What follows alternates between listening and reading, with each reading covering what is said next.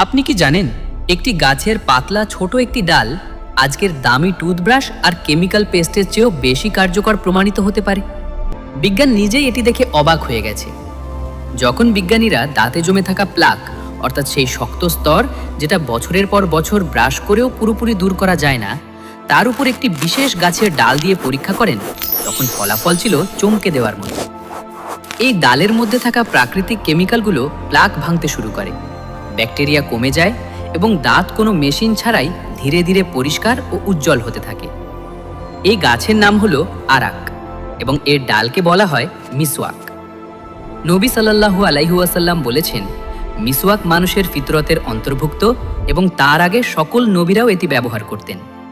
অর্থাৎ এটি শুধু পরিষ্কার করার একটি উপায় নয়, বরং এটি ফিতরতের অংশ।